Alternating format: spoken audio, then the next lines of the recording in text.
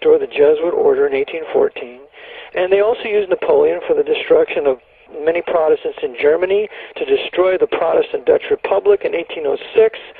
The Jesuits accomplished many things with their great avenger, Napoleon Bonaparte, only to then ultimately betray him and poison him at St. Helena.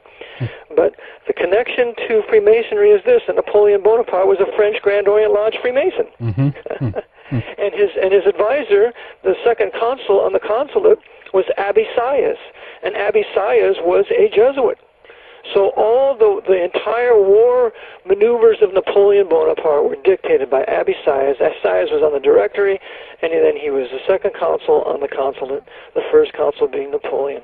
So this connection of Masonry to the Jesuits is undeniable, and this is also a connection to the popes, Masonic Jewish Labor Zionists, running Israel today, that they too are totally controlled by the papacy, by the Black Pope, through his control of Freemasonry.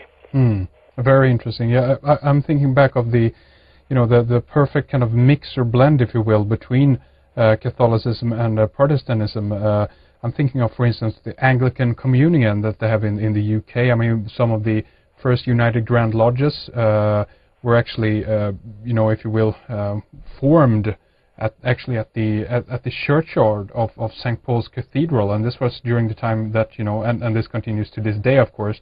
The British Church, or the Church of England, is what is known as the Anglican Communion. What's your take on that, and is that a merge between the two? Yes, the Jesuits have used Freemasonry to bring back all the Protestant sects. They've done it with the Presbyterians, with the Orange Lodge in Scotland. They've done it with the Dutch Reform, with lodges in Holland.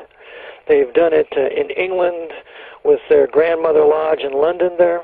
And you see Masonic power all throughout the old city of London.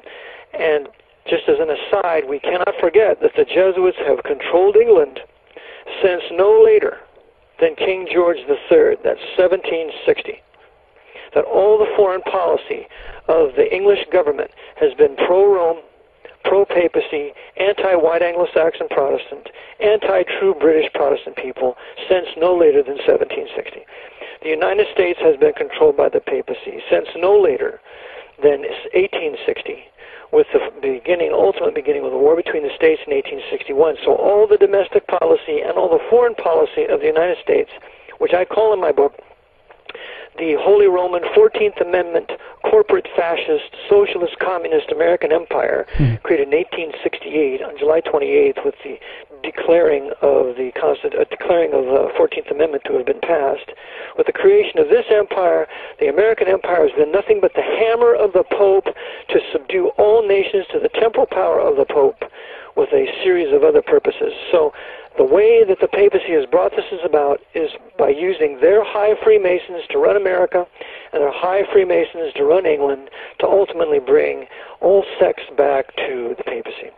What about this, expansion of the Anglo-American empire? A lot of other authors are looking into this fact that, with the wars, of course, we can take the most recent Iraq and Afghani war that is going on right now. But this is an attempt by the British and American empire, if you will, to try to dominate and control the world. Is that just a front, you think? That's a front. It's the same kind of front that Hitler was accused of. That Hitler wants to conquer the world.